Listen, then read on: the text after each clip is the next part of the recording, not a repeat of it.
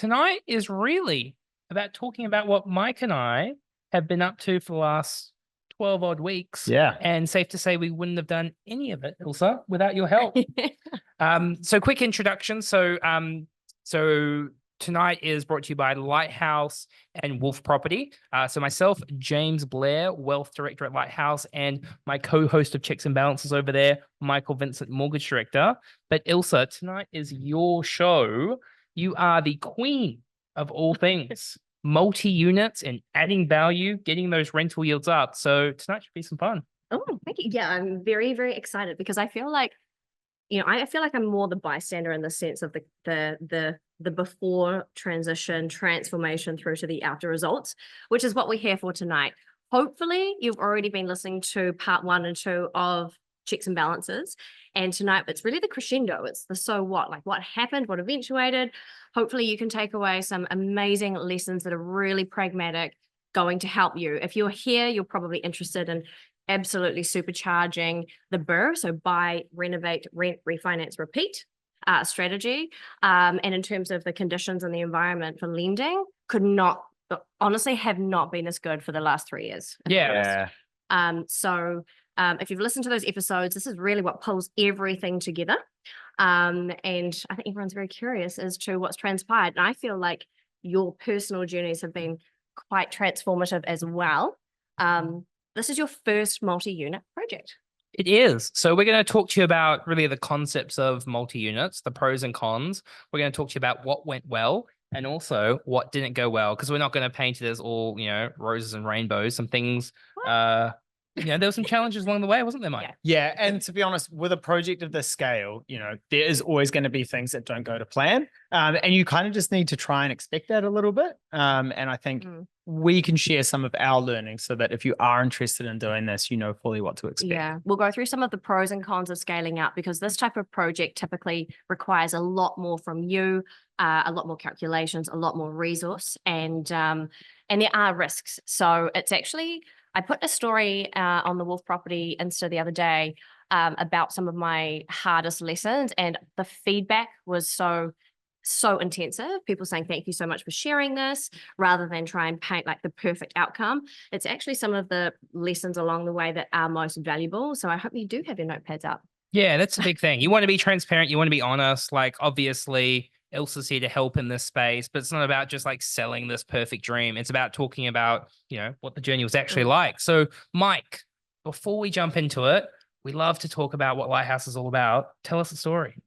Yeah, look, so hey, it's a pretty easy equation, right? We have a pretty firm belief in how to achieve financial freedom, and that is education plus action with a little bit of time sprinkled in there will equal financial freedom. And to be honest, this is just an education piece. This is not taking the action, right? And you will hear us talk about, taking action quite a bit tonight, and there is a lot of things you can do to take action. It doesn't need to be, I need to go out and buy 12 units somewhere and make $1 million or something like that. If that's not what you can do right now, you go, cool. How do I get to that point where I can take action to achieve the goals? So, things as simple as going, okay, let me pull valuations on my house, see what my lending capacity is, see if I'm in the scope for doing some sort of project to try and build my wealth. Those are all things that you can do. So I don't want everyone to kind of look at this and go, I can't do exactly that, so I can't do anything. It's about using those numbers, taking those principles and going, what can I do? Yeah, I think that's a really good point. Yeah, this is actually almost disclaimer. This is not your typical 101, like first investment property project. This is definitely like a scale up with confidence, risk appetite, and a bit of a track record, and having the right expertise around you. Yeah, I just want to expand on that a little bit. Although this is the first kind of multi that James and I have done, you've got to remember this is not the first, piece of property we've purchased or project we've done or something. Cool. So a little bit about Lighthouse. We have 4,000 clients across the country. We've settled over 900 properties. We got $50 million of funds under management, although that probably needs an update, James. It might be a little bit more by now. Market's up. But, we do know what we're talking about when we give financial advice, just as well as Ilsa knows what she's talking about when she's talking about her multis, her BRRRRs, how to make equity quick.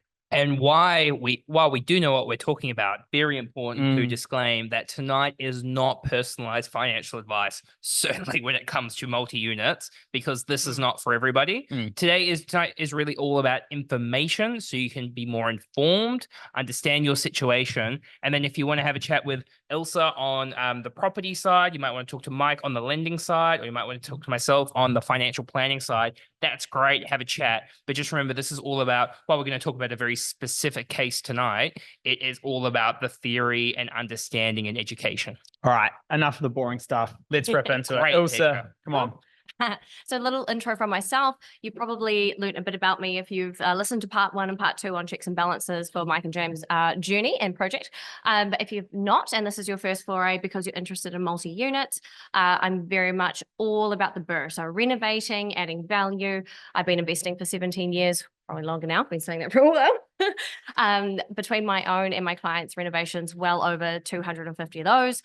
Started on as a DIY, learning literally the price per nail all the way up to now coaching my clients all around the world, which is an incredible privilege.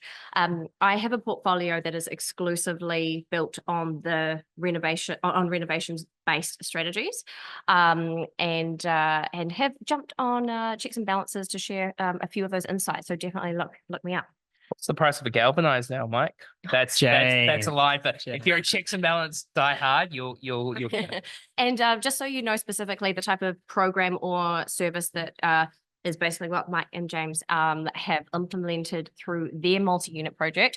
That is called the Boardroom by Wolf Property. And it was really fun actually putting these stats together. I just suddenly realized within a year, there are 137 units that we have, I guess, deployed the strategies, the theory, and with multi-units, it's very different. It's a very different kettle of fish from your standalone BRRRR. So that's a really important distinction to make. And we'll go through a lot of those nuts and bolts tonight as to how they've come up with such an amazing result.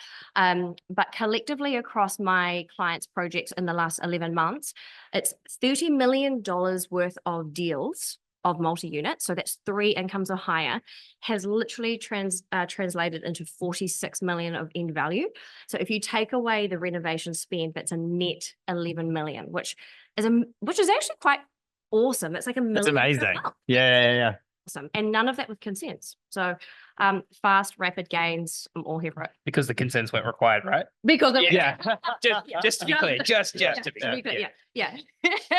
Retain control. Yeah, for sure. So all, everything always is done to the book, but the nature, it's a good point. What we try to focus on is how to add value in a fast, cost-effective way, where it's all in the hands of what ourselves and our power teams, aka builders, plumbers, electricians, and property managers can handle without needing any red tape, really. Yeah, those people are pretty important. Yeah, absolutely. Cool. So a quick run through we're going to talk about tonight. We're doing enough introduction here, so I'll keep it very brief. We're going to do a quick OCR recap, which you kind of talked about already. Introduction to multi-unit real estate. What is it? How does it all work? Also, definitely us the one to handle that.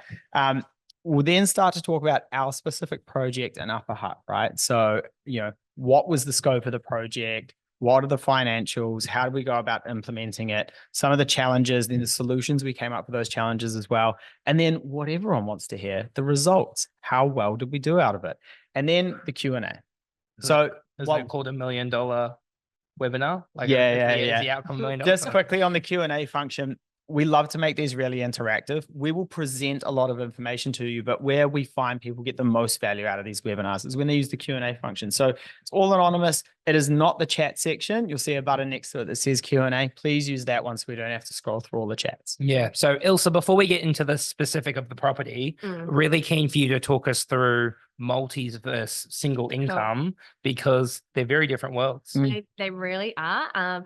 So the BRRRR and renovations-based strategies, I guess the principles are the same. If I were to distinguish or separate standalone or single income, so that's just to define, that might be a 3 or 4 bedroom standalone house, freehold property on a section of land. That would be your classic older suburb, a house built 1950s up to 1970s, say. Multi-units is how, at least for my definition for Boardroom, is 3 or more incomes. And basically, if you think about all the benefits of an existing build, where you can renovate to add value, with multi-units, it's like all the benefits on steroids. if I can put it that way. So I'll do a quick run here through of the benefits and then also the risks, because as we said before, this is not a 101. This is not necessarily a first time renovators project type. And you'll quite quickly probably work out whether you're either ready for this, or what you need to take is what are the steps with your advisor, assess your lending with the Lighthouse team as to where you are now. What other steps do you need to take to get ready or ready yourself for this? So think about it that way.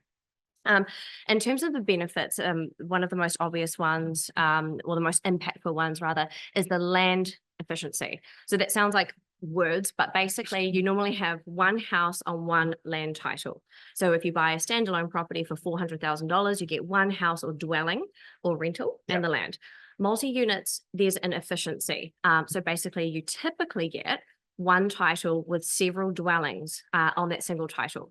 Usually what that means, or what it should allude to, is a slight discount because you're purchasing still one title. And in New Zealand, we have extremely finite land. That's the valuable part. So that's the kind of, if you think about it that way, we're looking at as many dwellings or rentals and cash flows per one purchase. Compounded outcomes as well as this kind of supercharged or burr on steroids. So everything becomes stronger because you have multiple incomes or rents to improve and cosmetically renovate. Normally, I talk about cash flow hacking and needing to add bedrooms. For multi-units, that's definitely not the mandatory. It's definitely not the case. It's more about what is the margin of cash flow improvement I can make from taking this like original retro unit times 3 times 10 times 12 in their case, to get a really great increase in cash flow times 12. The income sustainability piece is a key consideration. When you have a registered valuer come through to look at it, you'll see at the end here, we're actually going to talk about how this project has 2 different potential values, which on a standalone basis, you don't have. Yeah. So that's kind of a bit of an interesting hook actually, because there are 2 different values based on 2 different income or tenant outcomes. So we'll just leave you hanging with that for a minute. Next, a couple of key benefits. If you're looking to screenshot, definitely these are the slides to go for, as well as the risks. So the cap rate, I mentioned briefly on the story on the way over here today. So capitalized rate, this is basically a method of value based on income. So again, it all relates back to incomes for multi-units. The more you can strengthen the cash flows and create sustainable income without risk of vacancy and these sorts of elements, it adds to your end value. So when we move into multi-units, we're sort of moving into this, it's called resi-mercial. Yeah. It's a residential purpose, but it's more of a commercial lease methodology. And this is where there's a bit of a gray area on the lending that I think Mike can shed some light on as we go. Yeah, that kind of resi security with a commercial style rent on top of it is actually a really valuable thing. And the ideal out of this is that it's a resi style property on resi interest rates or residential interest rates. And I'll talk about that a bit later, the difference between kind of residential lending and commercial lending. And yep, residential lending is a little bit cheaper, but there's nothing to be scared of if you have to do a commercial loan on these properties. Also, one thing I think about immediately, capitalized rate of value. For those that don't know, what the hell is that? Yeah. So basically, gosh, how to define? So it is basically it's an income related benchmark or yardstick. So when they look, when a valuer comes through and looks at your property, they are going to look at other sales of multi-unit sales, not necessarily within Upper Hutt. They can go as far afield as they want to. Yeah. They are going to look at other sales and look at the price sold for relative to the income. Yeah. So the more powerful you can create the income and how strong the market is, it does have a reaction to where the retail rates are at. It's kind of ironic and counterintuitive, but the lower the retail rates drop, the lower the cap rate drops as a consistent trend. It's commensurate with the retail rates, has an upward effect on value. Yeah. So again, there's a lot to think about with the multis as opposed to the resi stuff. And although some of the technical terms might sound a little intimidating, all of this is kind of covered off, 1, by your valuer, and 2, also lends us quite a lot of expertise when we were looking at this. That's putting it softly, Mike. Thank you, Darren Lockyer. Yeah, it's quite funny because when it's one of those things where both James and I work in this industry every day, right? I work with property and lending. James works with wealth management. But as soon as we strayed a little bit outside of our lane, James and I very quickly realized that we really didn't know a lot here, right? Like when we talk about cap rates or, the efficiencies of multis, and this is before we even get into the the project side of it, the construction side of it, the things to look for, the associated costs, all of that is, although it's within our kind of hemisphere, is so far outside of our lane. Yeah. Yeah, it's an interesting one. So you might be thinking, well, why would I not stick with a standalone house? With my clients, we look to achieve an 8% return, and it's a return on total debt, assuming the whole thing is debt funded. So say you have a purchase price and then renovation on a standalone property. To create an 8% return, we might cap that total lending somewhere between $450,000 and $500,000. Yeah. On a multi-unit, you're easily $1 million plus. Typically, you'll see here it's a heck of a lot more. So why would you debt load? Why would you have more debt? Well, if you are going to, you expect a higher performing debt. I harp on a lot about lazy versus hardworking debt. In the case of having 3 or more incomes, to justify that higher debt, you want really high rents or incomes to hold it up, basically. Cool. Let's talk a little bit about the risks. So this is not for everybody, and it's not a first project necessarily. This is something to sort of aspire to. If you cut your teeth on a standalone renovation, you can build up on the same principles, but there are different risks to think about.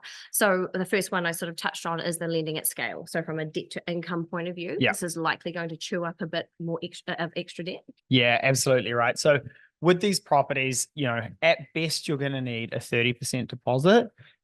Typically, though, you would want to make sure you've got maybe a little bit more in terms of your balance sheet. And one of the ways that James and I got around this is James and I are 2 separate households with 2 separate pieces of equity, right? That might surprise some people that were in separate households. Yeah.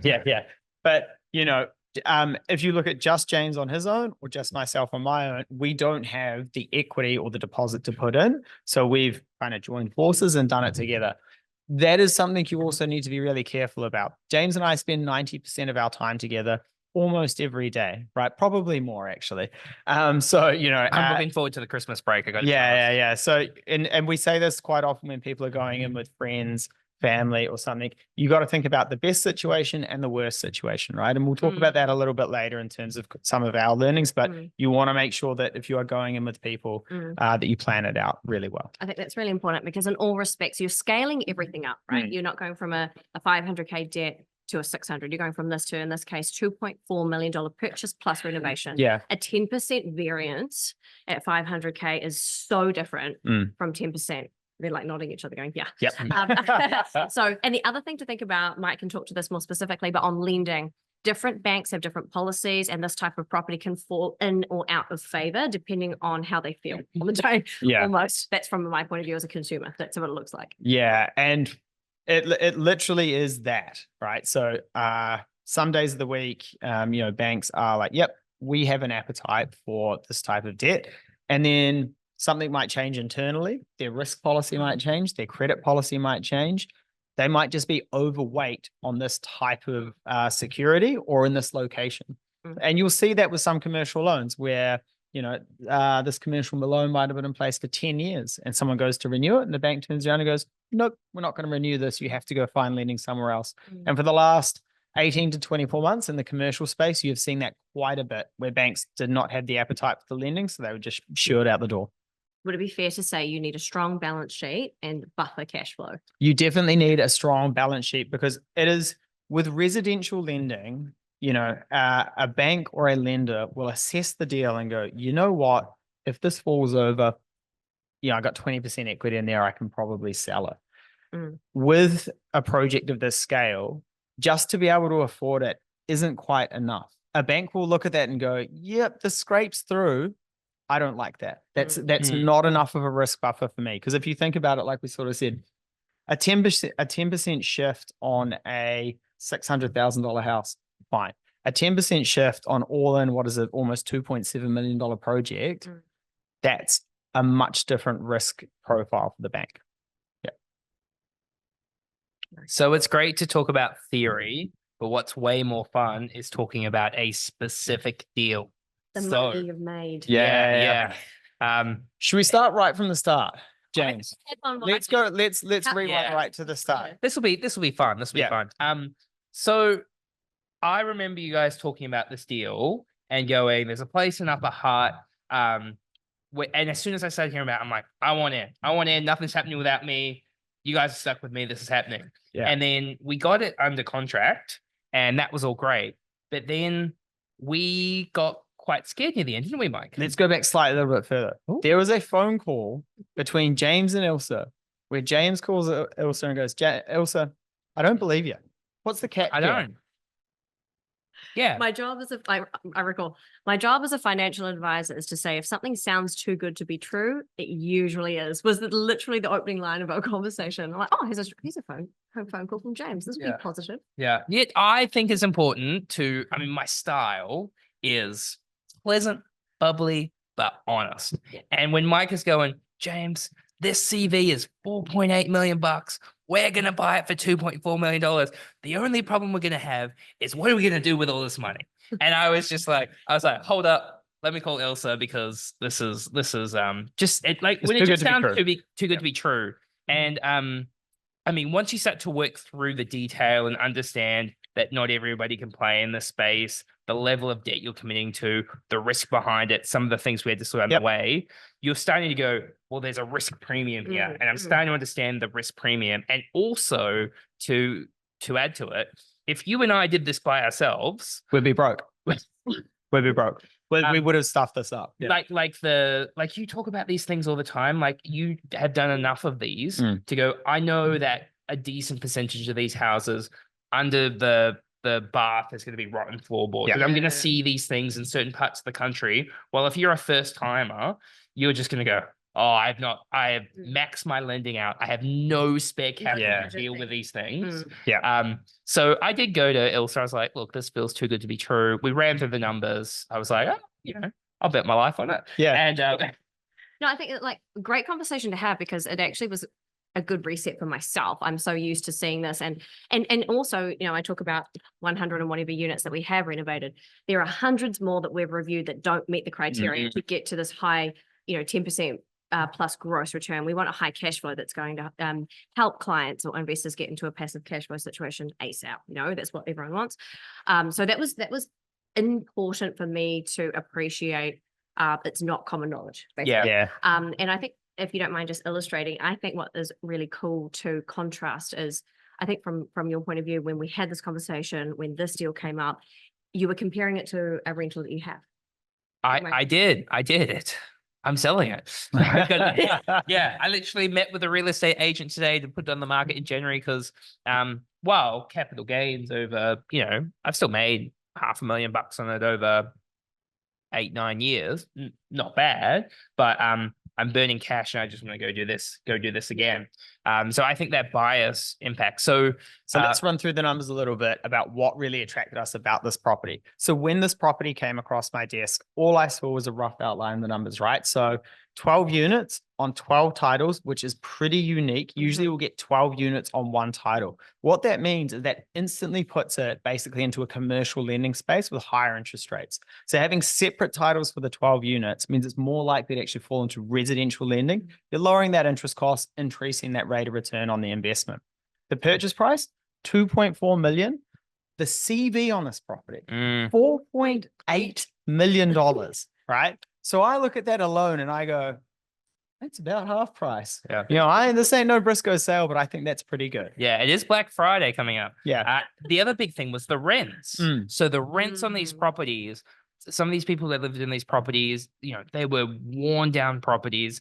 They were getting rented for between $220 and $300 a week. Yep. And I remember when we went down to site and we were sitting on the floor of one of these The bumpy units. floor? Yeah, and you could feel the concrete underneath. And I looked over and I said to Mike and I've been mates for like well over 10 years, started selling credit cards in the call center together at a bank. And I looked over at Mike and I was like, you know what, Mike?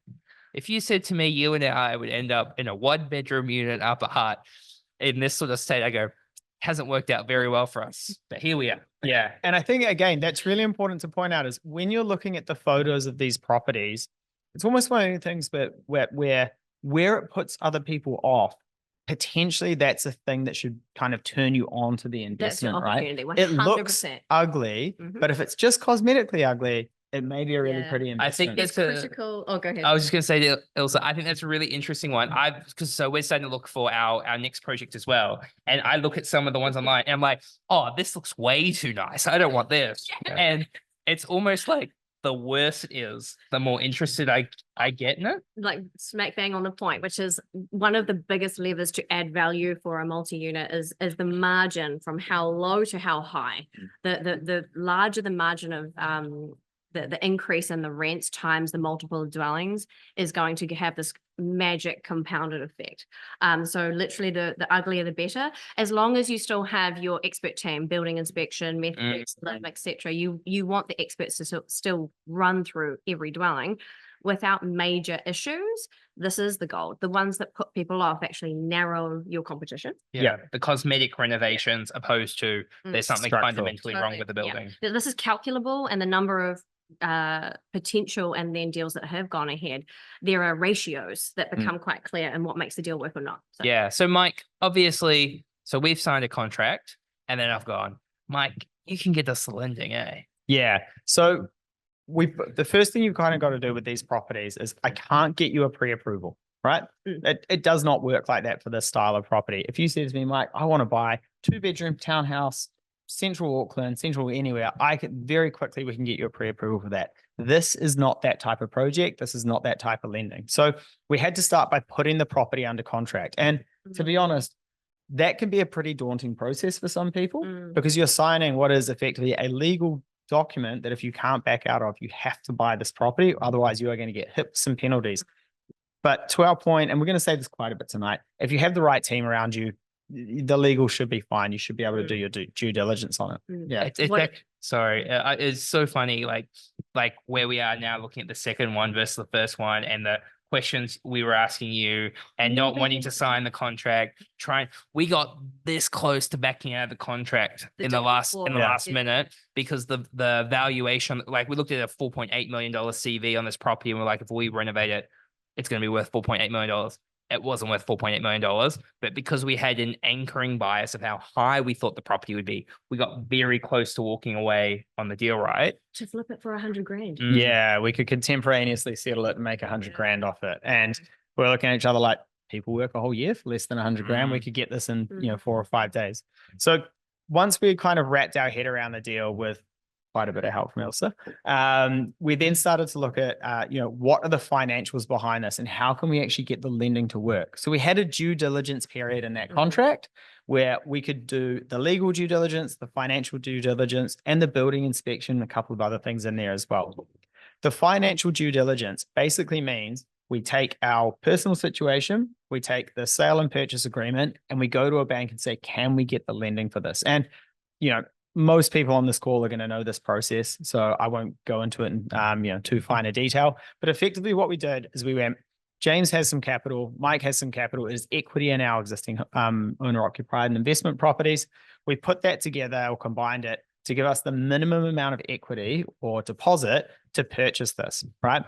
So we then went to a couple of different banks and we landed on Kiwi Bank at the end and went, hey, here's what the project is, or here's the current state of the property, right? We have basically 12 dwellings, average rent, here's the return, here's the value. Here is what we are pitching at the end of the project, right? Because you've got to give them a before and after. Otherwise, you may end up getting stuck where you can't fund the development or the build. And again, when you are working with a broker or a banker for this, you've got to be really clear on the scope of the project, the cost of the project, and who's actually managing the project. If you look at it from a bank's perspective with the lending, one thing to buy, a $2.4 million property, it's in a very different kettle of fish to turn around and go, hey, we're going to spend X amount of money ripping this whole thing apart and trying to put it back together again in like 10 weeks. And we're going to get this amazing outcome at the end. Much like James thought at the start, the banker will say that's too good to be true. You need to tip him more cash, right? And then if you look at this table on the screen, you actually it's only 4 rows, but you go the combination of people involved in getting to these outcomes, right? So the rent, we haven't just made up these numbers. We've gone and got appraisals to go, if we add this value, if it is a tidy finish, where will we land? The value at the end, working with valuers, talking about the different scenarios, which there was quite a few different scenarios of how this could play out. And the builder. So we're spending quite a bit of money on adding value to these properties. If we're off, this is going to have a huge implication. We could run out of money. Then we end up with these properties that aren't done. There's a lot of complexity behind it. Yep. Yeah, sure. So we'll jump into the mechanics because you knew the before and the kind of we've laid the scene, right? So I guess in summary for the due diligence side of things, this type of property does need time. So don't throw your solicitor and your mortgage advisor under the bus. Mike's like, no, thank you. At least 10 working days would be the absolute minimum, as long as you've also been able to book in a lot of the reports and what is needed to get your finance across the line. This is not a straightforward property. Quick rundown of the Reno budget here so you can really see, and a couple of promises that I did break just to show this wasn't like a perfect storm. I promised, well, I don't promise, did I promise? A 10-week Reno. Definitely promise. Did I? Okay. Full disclosure, it's 12. It was 12. So I'm sorry. So that's the first thing. Second thing is I was quite bullish when we first got down. Some reels may have gone out suggesting that the renovation budget would be $240K, and I was feeling pretty confident at the beginning that we'd be within budget. So that was also at a slightly different scope. This is the reality. Full disclosure, where it's landed. I have to say, per unit, 27,000 though is still well under the norm. Yeah. And there's a lot of things you can kind of do, or we did in this process to work to achieve that. So again, James and I, this is not our world. I was a tradie for all of about 5 minutes. Those supple finance hands on James have never touched a spade in their life. So this is where you really have to lean on the experts like Ilse to really talk you through this. And Ilse was amazing in terms of saying, look, here is what we need to do. Here is a high level outline. I'm going to introduce you to a couple of builders, and they are going to walk you through the entire process. You will meet them face to face, get to know them, pick the one that you want, and then we'll try and drill into it from there. And yep, we did go slightly over on the Reno budget, but the great thing was the builder that we chose, did a really detailed analysis and gave us those numbers ahead of diving into everything. So we knew what we were up for. It's not like it was a last minute surprise. And the really good important thing from the financial perspective is that we then turned around to the bank and said, hey guys, we're going to go a little bit over budget here. Can we still do X, Y, Z? We still had scope to move. So we got the increase in the construction loan approved, well before we actually had to start the build. And just to clarify, in terms of beefing up the Reno spend, it was really to massively enhance the scope. So we ran several scenarios with the formal appraisals that would come from several property managers. So it's not Ilse saying, hey, these might be for 470. We get 3, local professional property managers. So based on the skimpier budget, what could we achieve? Let's analyze that in parallel to, if we go the full hog, full cosmetic, build team, plaster paint, and in Kitchens. your case, actually, full exterior repaint is not part of the normal scope. For that to be divvied up per unit makes this incredibly efficient. And you naturally do get some efficiencies as well, because the painters are going to come to site to do XYZ anyway. You may as well get a bigger team to come and smash out a bigger day, and the travel's the same, right? Yeah. So yeah, that was one thing when once we realized our budget was going up, we went line by line, and literally the poor builders, the poor painters, we really pushed them on price. And then we talked about, to Ilse's point, what are ways that we can make this more cost effective? So instead of doing the painting unit by unit externally, can we go and do it all at once? Can we buy things in bulk? What are the ways that we can make it more efficient? Yeah. Our builder day was had a lot of initiative, which isn't a typical characteristic. A lot of No shade on the builders out there. In the sense of, it's like obviously execution. I don't mean that offensively, but in the sense of it's execution. But Dave was so proactive and thinking, because he's an investor, he's thinking, what do Mike and James think about? Okay, well, if we go and buy 12 vanities at once, I can pass it on an efficient price here. So he actually thought that way on your behalf, which really helped the results as well. Now, also one question I've got for you on the renovation side, which a lot of first timers I think would really struggle with, because something I really struggled with is going, what do you spend money on versus Mm. what you don't spend money on. Yeah. Because you might look at it and go, oh, if I lived here, I would love to have these taps or do or this Yeah. addition to the bathroom or Yeah. whatever. Like, how do you work out how far to take it, this, efficiency of every dollar at the end of it?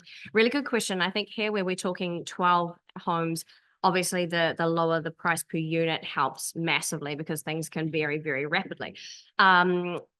There are two perspectives to think about that from, or to answer that question from. The first one is, will that spend improve my rent times 12, therefore my cash flow, and also an impact on value?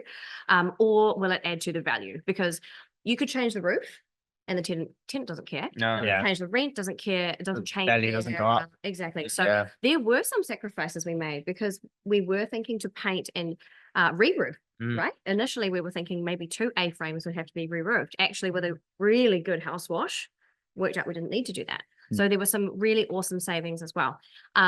So to answer that question, it's think about it from your point of view. Do you want the rent increase? And even if it is a standalone rental you have, do you want to spend to increase your rent because it impacts the quality of the rental for the tenant? Or is it for value for you? And depending on what your priority is, we'll probably give you the answer. Really quick snapshot here of the renovation. So we call it the flow because it was actually awesome. So again, Dave leading the build team. We'll get into the tenant side, which is a really awesome, unique outcome for Mike and James here. That was just the coolest solution for these tenants. But this is typically a 6 or 7 week turnaround. And when James and Mike settled this property, 2 units were vacant. And it was basically like this really awesome chess, what do you call it, like jigsaw puzzle that Shuffle. you talk about the shuffle. Yeah. So what we did, because usually with these projects, let's say that you were fully tenanted, you have got to get people out of the units to do the work. And depending on the block, you actually have to get everyone out of the block. So you have this kind of lull in the cash flow where you are propping up the mortgage and funding the renovations without any cash coming in. That wasn't the case for us. So we had 2 empty units at the start. So what we did was did those 2 first, shuffled 2 people, 2 tenants into them, did the next 2, the next 2, the next 2, the next 2. And, more or less that's how it's worked out for the entire renovation. So we haven't had that drop in cash flow coming through while we've been doing the renovations, which has definitely helped on the lending side. That's quite rare too, by the way. There usually would be a sacrifice. If you have a block of 3, not such a big deal as long as you account for holding costs to go, let's get full vacancy. Therefore efficiency on the build team where they can pre-plumb, pre-wire, install, paint, everything's in sync, can be slightly faster overall. But when you have 12 units, to drop 12 lots of cash flow is so risky that actually creating segments of notices. I know on one of my larger properties, it was 3 physical buildings and I gave notice 30 days apart across each of those units in that block, and that staggered the drop in cash flow. But what to make really clear is that your tenants moved twice. So this 3-week reno was the build team physically moved all the belongings and these tenants into their temporary 3-week home and then back, which is incredible. And you'll realize the benefit afterwards as to why they did that as well. But there was a lot of physical movement to make it work, but it really helped financially. And it's just stresses the importance of having good people on the ground. Yeah. Like, I mean, you and I have had a lot of involvement, but like the builders on the ground, the property managers have done so having the right people. Imagine if we had the wrong people on the ground. Imagine how painful it would have been. And if you don't mind, I think talking about the property manager that you went with versus the other option, why you chose the existing manager.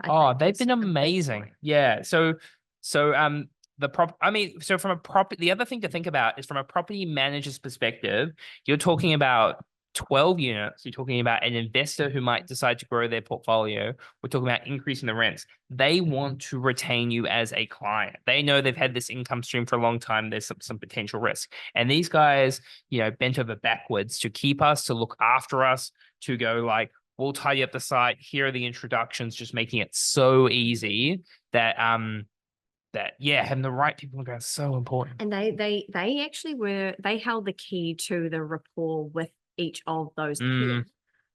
relationships, right? So they had very personal knowledge and relationships with each of those people. So to manage your plan from end to end and go, actually, if we can hold these same tenants, because of their relationship, which is stronger than yours with these new tenants, they're thinking, here are these two guys that are flying down from Auckland. Yeah. What are they doing? There was a bit of fear. That's sure. that's so common. What's happening as they see all these people traipsing through, and actually the value of having that relationship with their relationships with 10 tenants was Yeah. very valuable. So, it's not always smooth sailing, Gems. We made a bit of money pretty quickly. Let's talk about some of the challenges because that's really important to focus on. So one of the things that kind of came unstuck was around our legal team and the title and the way that they kind of executed the transaction from purchase. And then that kind of impacted us when we started to do the renovations and the construction drawdown. Yeah. Effectively, it's not a standard way, or it's not a standard title. You don't usually get 12 units, 12 individual titles. So they actually loaded the title incorrectly.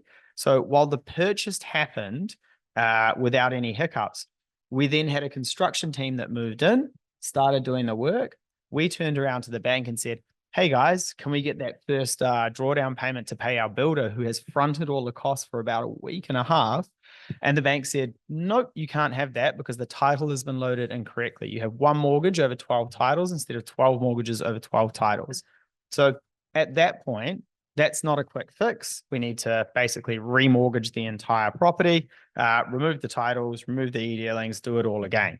On the flip side of that, we have a builder who we really don't want to sour the relationship with because he's been amazing and he's fronted all this cost. So James and I actually had to tip cash in to make that initial payment of about $90,000 to the builder to keep that project going. Otherwise, you go, we've lost a bit of credibility on the first payment. Our 10-week, 12-week project could turn into a longer project, which is worse for the cash flow.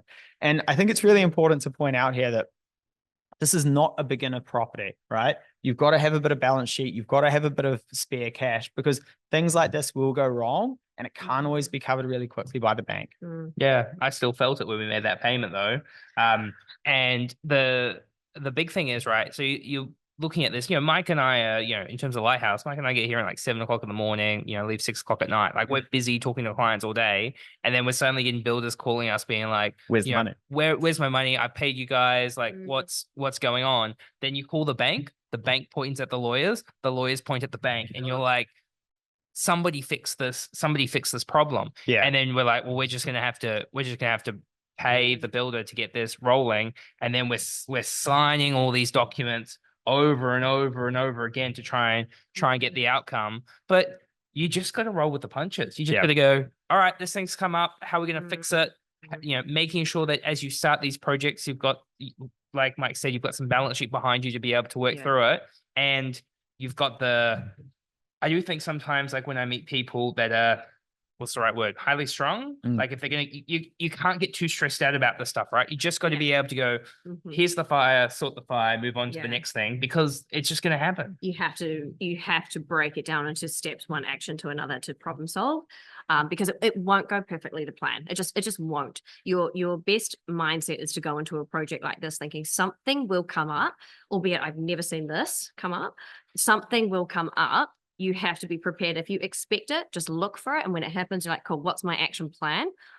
Basically, that's the only way you can deal with it. But just expect that there will be something. It's a good way to go in. And like with this as well, like to that second point, like with the builder's been fabulous. But I mean, the reality is a lot of builders just aren't great with like the admin side and answering emails. They're on site dealing with things. We must have asked for the like the building contract so we could get this to the bank. A lot of times, but it's not a priority for him. That's not his skill set. He's thinking, I've got to arrange my guys. I've got to make sure I've got all the equipment. I want to get going. So just really emphasizing the important, and probably the other thing we've learned is how to communicate with builders. Yeah. And the reason why that's really important is if you have got, the build contract specifically, if you are funding a project like James and I have funded this with the purchase and then the construction loan separate, the bank will not pay just here's money because you're asking for it. They need a construction contract with a schedule of payments or some type of outline so they can track whether or not this project is going off track. And if it is going off track, that will stop the payments and try and get it back on track. So that's just kind of one of the things we learn along the way. And again, to James's point, that's more around our communication with the builder as well. We should have been like, hey, we actually need this today.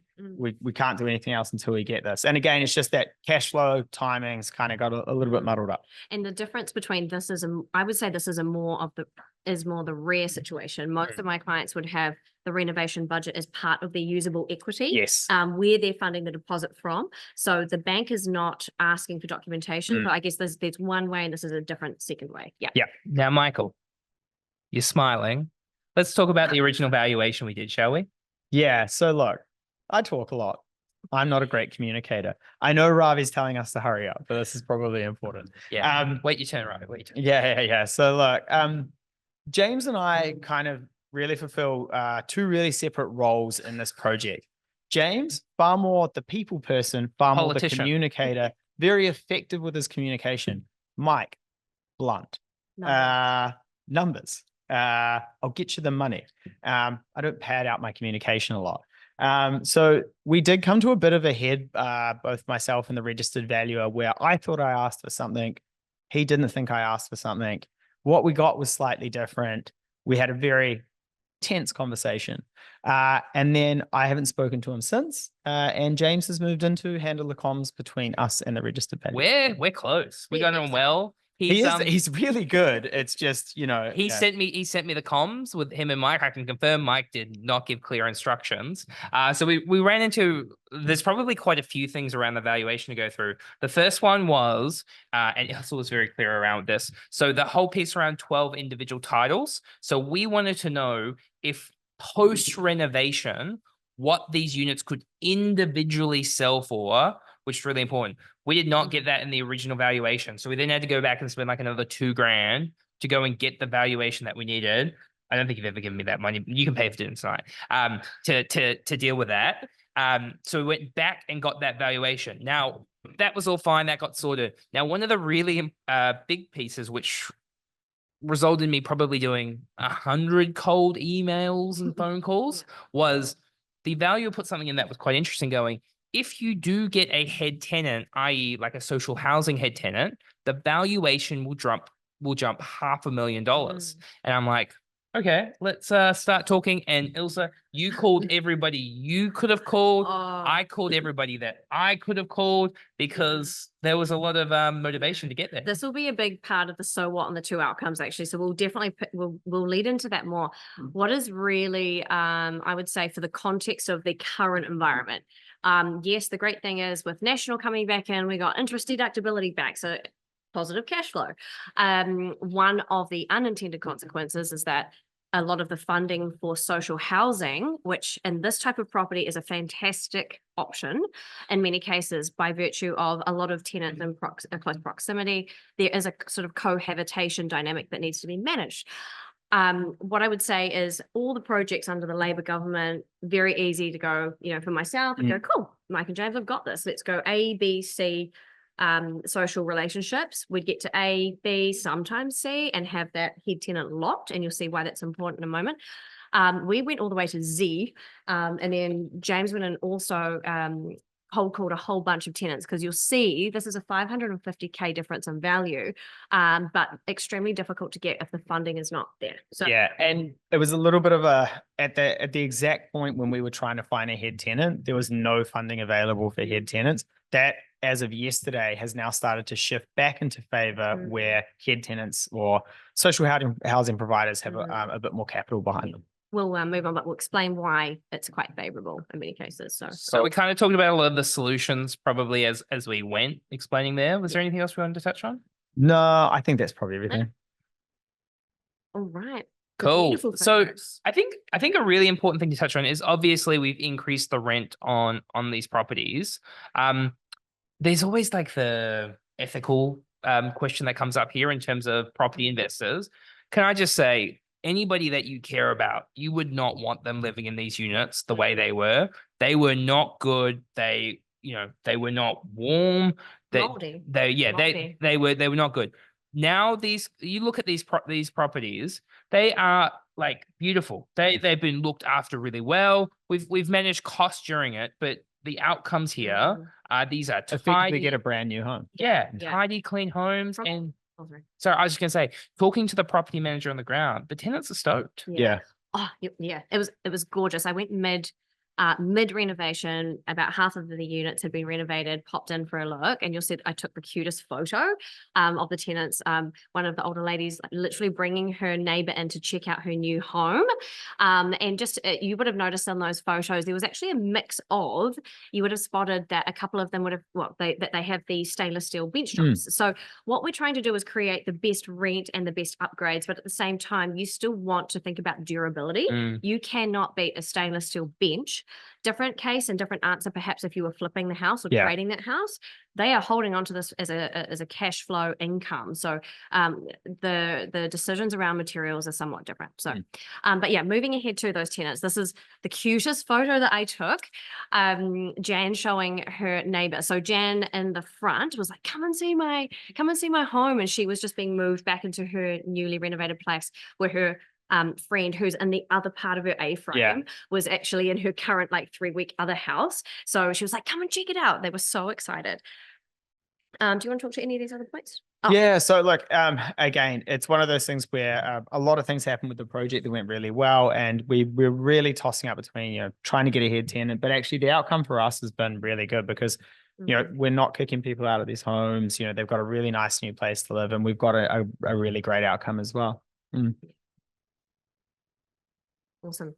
So now we're heading into the results really, and actually there's two different scenarios. So just to clarify definitions on gross return as well, you might have seen on one of the earlier slides, there was a little bit of a precursor to some of the values there. So in terms of how I would talk about or standardize for boardroom or multi-units, when I talk about a gross return, it's on return on capital or a total debt. And in this case, and even if I have a client who puts cash in, I'll assume it's all debt just so we can standardize the return apples with apples. So in this case, one of the possible outcomes could have been, and based on Chris Bishop yesterday actually saying that they're going to support community housing, because it's not as though it's gone away. The matter and the need is still there. So it's a brilliant move. Let's get it back. There are a couple of key elements that make having a government blue chip, effectively a blue chip tenant. It's not just get a head tenant, it's a blue chip government tenant. Sustainable income, guaranteed income, generally a 3 or higher year lease, basically turns this property from a residential into a commercial. So that sustainable income and that 0% vacancy, regardless of who's occupying or not, guaranteed income drops the cap rate. So we talked about that a bit earlier. The cap rate, the lower it is, the higher your property values up. So it's quite a weird counterintuitive thing to get your head around. So in this case, had James and Mike managed to get a suitable government tenant, which could have been one of those examples on the previous slide, the upon complete value, and just to say, this is from 3 OCR rates ago when we were in due diligence, or they were in due diligence, this is a cap rate forecasted at that point in time that the value from doing the works that they've now completed is a $4.14 million end value. Just to give you that second scenario, which contrasts to that, you'll notice here there are 2 lines in red, the OPEX, so the operating expenses. This is the key variance based on what I previously said. So when you have 12 individual tenancies, which is what they do have based on retaining the tenants that they wanted to shuffle out and shuffle back, there is a risk that a registered valuer who is conservative by nature is always going to factor in. So even though that cash flow is actually in reality permanent, they will always factor in vacancy. So that comes at a cost, which I think on their forecast was like $15,000 per year. And then the operating costs are higher because when you don't have a head or government tenant, you then are paying the professional management, and that's worthwhile, but it adds to that cost. The cap rate in this case is oddly only 10 points above. So from 5.3 with the government, 5.4, that is odd. That's actually very odd. Normally there'd be about a 25 to 50 point difference. I would almost argue that the government one should be lower, therefore the value much larger. But anyway, vacancy, you see there is $14,000. Because of those 2 changes across 12 tenancies, you see 3.59. So it's a massive difference in outcome. Yeah. To be honest though, the outcome, pretty bloody good, James. I'm pretty happy. Yeah. So yeah, basically Reno spend 327K divided by 12. So awesome, like 20 odd thousand per unit. So value added was 1.74. I mean, we said 1 mil, but 1.74 is huge in that potential future government Yeah. head lease scenario. And then the reality is with the 12 tenants, you've actually made 1.19 additional wealth or value on that property. So the Yep. value of that property is 3.59 12 weeks later. Pleasure Yeah. doing business with you, James. Yeah. And the other piece that we haven't talked about at all within this presentation is where we are in the market. So we've talked about the OCR and the OCR dropping. But the big thing is we bought this property in July, August, and The official cash rate was 1% higher. yeah. Interest rates were significantly higher because the banks had started decreasing yet. Yeah, it was a pretty cold winter out there. Yeah, and the big thing that Mike and I are now talking about is we want to get the next one because the market, while I don't think it's going to go crazy tomorrow, there is certainly a period where the space in terms of negotiation is going to get a hell of a lot more competitive over however long it takes 100%. and trying to get that next one locked in before the market Should I starts to tell them move. where we're at? We're currently negotiating on 2 more. And okay, so on market. So just to point out, this is an off-market deal, right? 12 incomes for 2.4 is just unmatched in all of the deals I've looked at. What is an on-market price that you're potentially seeing based on perhaps what an investor in Wellington might have purchased for that you might be trying to? Yeah, on market, you're easily adding 10-20% easily, at least. Yeah, and that's basically because by the time that property has made it to market, one, you've got a real estate agent who is incentivized to sell it for more, and two, the kind of the pool of buyers is quite a bit bigger. And that's something we've actually learned as we've been going through this process is if you see a multi on Trade Me and it was listed 6 months ago and you're looking at it going, man, we've got a bargain here. Chances are you're not the first person to see it. And maybe there's something wrong with the property and you shouldn't dive into it. Yeah. Cool. So I guess, what we need to talk about before we get to this though is just what's next? What is next? Yeah, so James and I are really keen on buying more of these. As James said earlier, he's actually met with a real estate agent today, is selling his more traditional style investment property that he purchased, 8 years ago. And we're looking at tipping that equity into additional properties. And basically, the great thing about this project, when you compare it to some of the other styles of project you can do, like the likes of your traditional new build or commercial or something like that, is you can refinance the cash out of the property. So all of the equity that we've put in, we will try and take back out again because the cash flow is so good that it'll cover the debt when it's fully debt funded. And we can take that capital and do it again and do it again and do it again. And that is basically the journey that James and I are on now. Yeah. Hence the need to, or the want to lift that value as much as possible because you're looking to raise that to the new 70% LVR. Yep. Correct? Yeah. And there's that the market's not going to stay the way it is forever, and just making sure we take advantage of it before it starts to move whenever it is going to move. 100%. Yeah. So we're getting towards the end of the presentation. We're going to go through a couple of things just about Lighthouse and the boardroom. But while we're doing that, make sure you put your questions in the Q&A function. I know we've run right up to the top of the hour. Ravi's been going like this, hurry up the whole time for me. Take as long as we want, Ravi. We're not going anywhere. Yeah. So chuck them in and we'll get into them shortly. Awesome. Just as a quick illustration, so Boardroom, which is the Wolf Property Coaching Service specific to multi-units, exactly as Mike and James have completed extremely successfully. And by the way, based on these OCR drops and that forecasted value, like we say, that was so long ago that the trend, based on how many people have registered for tonight, shows you that the anticipation is the market's going to increase. So everyone is looking for cash flow. That is what the Boardroom program is about. We're looking at a minimum return on total debt. So these guys achieved 10.7%, close to 11% in the capital city. A deal that's about to close today is in Auckland for 10% based on what we want to achieve. So, when you've got the right team and the metrics and you know how to calculate this is exactly the minimum. 10% is what we're looking to achieve. If you'd like more info, we're going to send out an email tomorrow with both the replay recap on all the details. We've absolutely gone through it lightning speed, but really important you kind of just let that sink in. If you'd like to have a chat, the next boardroom, we will start in February. Yeah, and I just want to quickly talk about, Ilse, the fee that you charge, because some people will look at it and have no experience and go, well, that's a lot of money.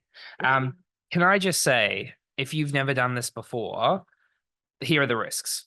The first one, you buy the wrong property. Yeah. And we have seen people buy the wrong property and it costs them a hell of a lot more money.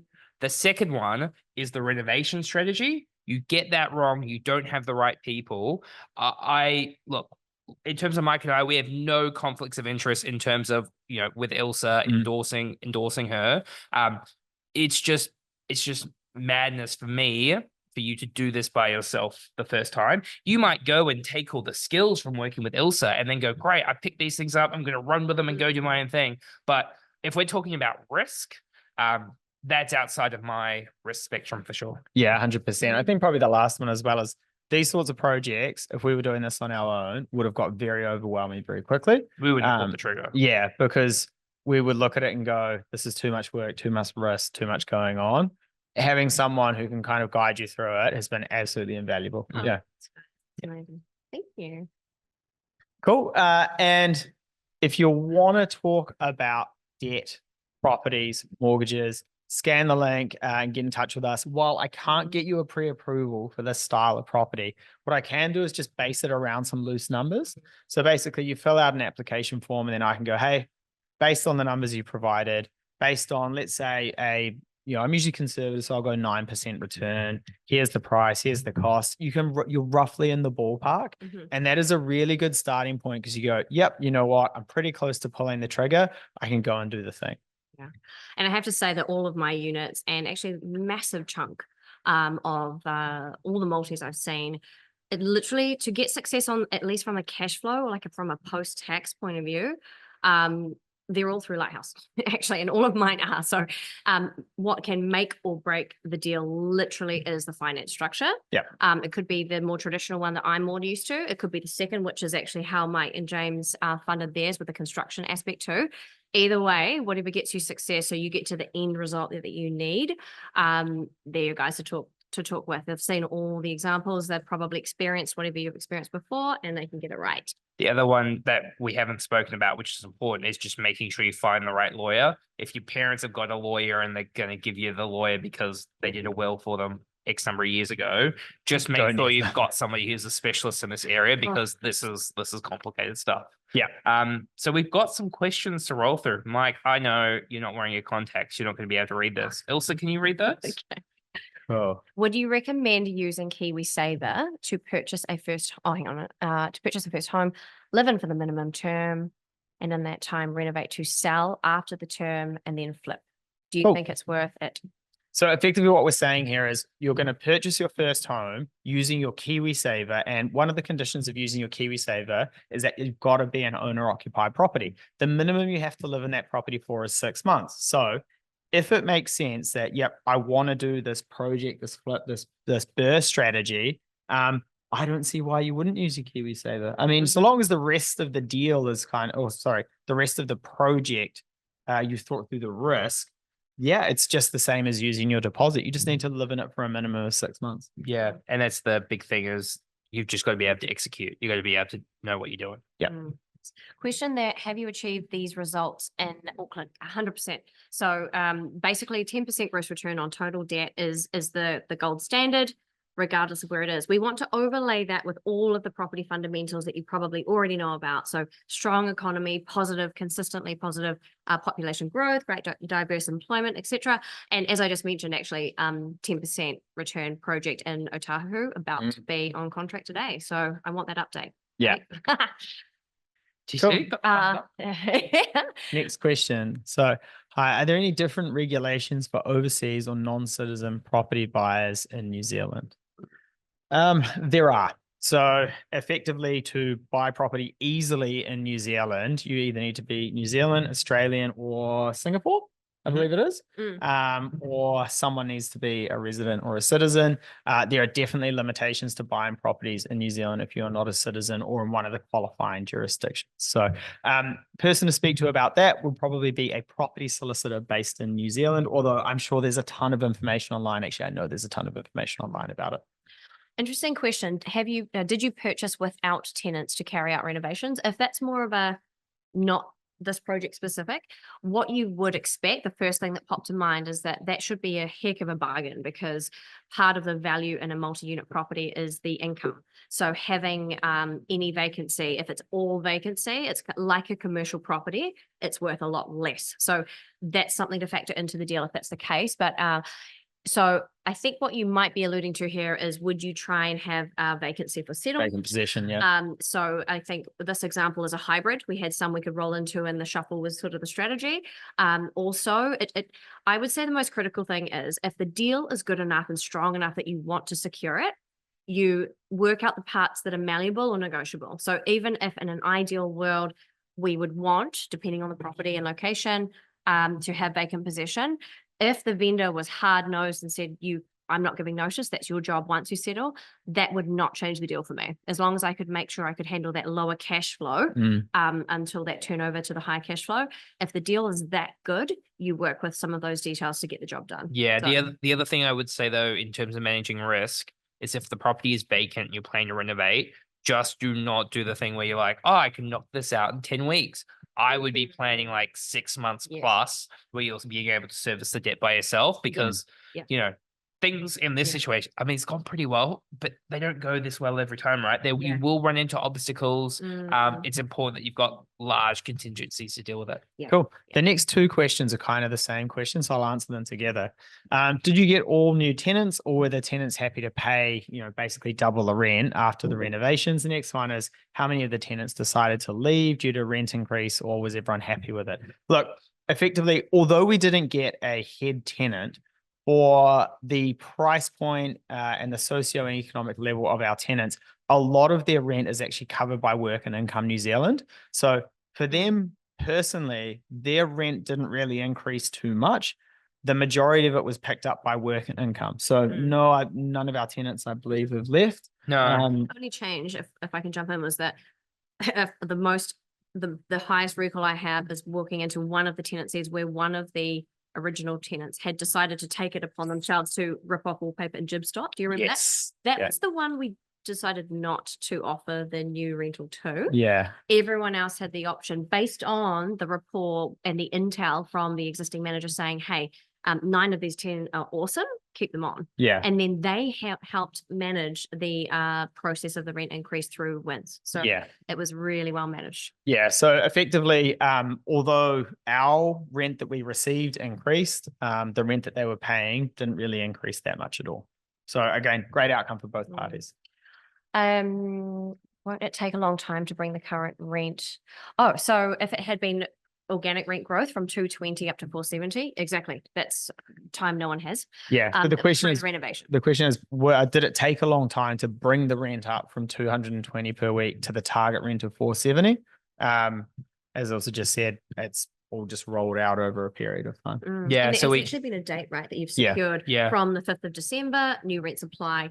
But also because you're also wanting to keep the tenants happy with it. There's obviously disruption, right? So there are 2 or 3 renovations from 9 till 5 in your neighbor's home. So you can hear that. So, the rents, I believe, correct me if I'm wrong, you've kept them down at the original until here, all renovations completed, and here's the set. Well, I mean, you got to give them 90 days notice for a rental increase anyway. So we were just like, it's going to this level. They knew their rents were very, very low, but I mean, you also argue for the quality of the home, probably fair enough. Yeah. But if you also look at comparables in the market, go 1 bedroom, what's the cost? It is. And like Mike said, none of the tenants have left. Yeah. So one of the questions there were, how many hours are involved with this for both James and Mike? Not everyone has this much time during the day. And can you hire someone to actually manage this for you? You guys want to take this? It's like we've just lived, like, I couldn't say how many hours it's been. I think the cool thing about Mike and I doing it together is there's been a period where I feel like I haven't done much. Certainly, obviously, the lending side, where Mike did a lot. There was periods where I took took a lot of the the politician side and kind of working through some of these obstacles. I mean, I'm always on the phone. I'm always looking at you're kind of not off with it. This is the hardest question to answer, right? New and investors who come to meet with me, how much time? I find this a really tough one. I think in terms of leverage, other people's money, other people's time, spend your time with your highest dollar and have this working in parallel. I think there's this notion out there that you need to leave. If you're successful, you've left your work to do this. I totally disagree.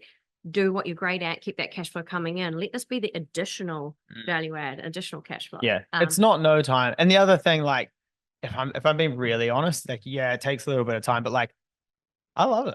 Yeah. Yeah, like I like it's like it's fun. Yeah. Like it's stressful, but it's really fun. I think this is also I spoke about personality types before. I think you've got to have a certain personality type to be able to, like Mike said, enjoy it. To be able to roll with the punches, to like if you're getting really stressed out about this and going home, like that's no fun for everybody. Yeah. I think that's another important piece. Yeah, definitely. There's a question there about, so the upon complete value, just to clarify these end figures that we just mentioned on those two scenarios, they were forecast back in July, August. So to answer, is it better to have done that then or now? We at least have those values. So all that needs to happen is we call the valuer out now. We go, cool, we've done what we said we'd do. They come out, see it visually. They check a box, they sign a certificate and say, cool, you did what you said. That's that value. There's an argument to say, hey, OCRs come down, retail rates have come down. The cap rate, which will value based on a doubling of income, quite likely those two figures we've given you are extremely light. There's a strong possibility. So you could suggest that, the proof will be in the pudding because they actually will get a separate valuation. It's more likely the values are much higher than what we've said with a fresh as is valuation based on how they present now. Yeah, I know the other thing like that we've spoken about is we have no track record, like Mike and I personally, because our names are on the title of doing this. And, some guys have rolled down from Auckland going, this is going to be great. We're going to renovate some units. We're going to get the rents up. People can have nice houses. And I'm sure the value is like, yeah, mate, I've had some people say that to me in the past. It is thousands of times. Like the piece of paper versus the delivery of it. And the question is to what quality? Because I'm sure there's a lot of people, you start running out of money, you start skimping. What is the actual quality of the output? That's really important in the evaluation. Confidence and evidence of what you're going to produce is critical. So that's something that James and Mike knew, to supply as much detail upfront to give confidence. A valuer is naturally going to be cynical. That's their job. They want to be conservative because they have a duty not only to these two, but also to the bank. And if they overshoot, they're in big trouble. So that's the side of that they're on the side of caution. Yeah. Cool. How many times did you travel to see the property before purchasing and after purchasing? We bought it without actually, James and I hadn't physically gone and seen the property. We got some very poor quality FaceTimes of the property. And we went and saw it once after we settled, signed on it. And I'm going back down in a couple of weeks. I'm going down by myself because once again, my value. So I'm going back down in a couple of weeks as well. But I mean, a lot of this is, it's really interesting. And I don't know if that question around, have you done this in Auckland comes into it, but the whole, like, I want to drive past it. I want to see what's going on site. It's just about the numbers, right? As long as you've got people on site. Yeah. And it's you've got the skill set of Dave and the team, our build team. The other aspect is the communication. So as long as you have milestones, you're on time, you're getting communication, you're getting visuals, you can see things are happening. It's not saying, hey, I want this done in 12 weeks. It's give me twice weekly visual updates to see things are moving, because you can't get to week 11 and realize nothing has happened. Clearly you can't catch up. So making sure that you've got team that are pre-qualified, right? So that's part of, in the boardroom, we have the power teams. Cool. Next question. For hands-free, can I follow the steps to learn? Oh, interesting. So hands-free is very much about for those who are not keen on learning the process. So the hands-on is sort of a webinar focused, very small group, twice a year. So February next year we'll start. It's with a valuer who is 40 plus years, basically wrote the entire playbook for the large national chains, has rewritten all the valuation tools for us specifically. So co-taught by myself and this valuer. That is hands-on. Hands-off is when basically we get a professional sports player comes to me and they're wealth advisor has said, hey, I know you don't care about the BRRRR and you don't really care how you get from here to here to here and how much the reno is. Basically, they'll say, Ilsa, I've got X amount for lending for the purchase. I have X amount allocated for the reno.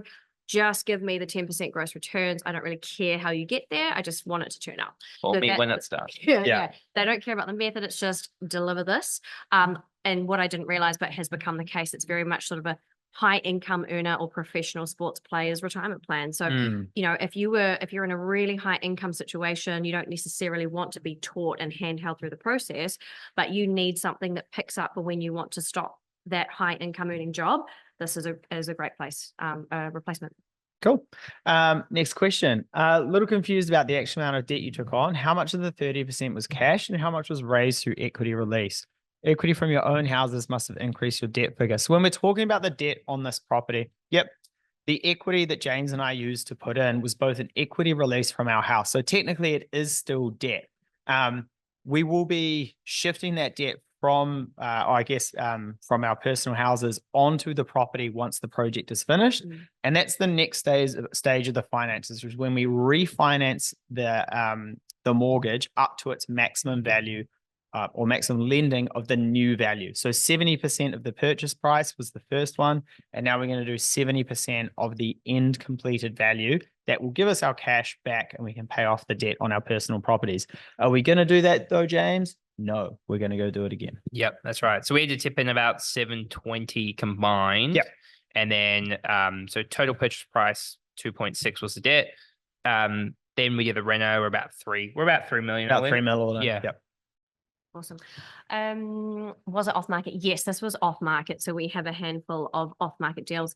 It's general rule of thumb is for the off market deals, they typically come with an extra equity buffer or win because of the nature of them being off market. There's usually an extra benefit.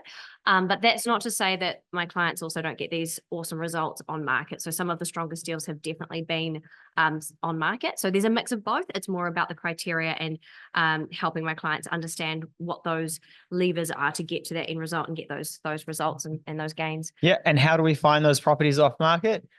We don't. Ilsa does. People bring them to Ilsa because she has buyers. So basically it might be a distressed situation, someone who doesn't want to know they're selling. Ton of reasons why you might not want it to go to market. They don't usually call your average Joe and say, hey, do you want this property? You've got to be someone like Ilsa working in the property industry. I think also because my clients are pre-approved. The finance is sorted before, whether regardless of boardroom or accelerate.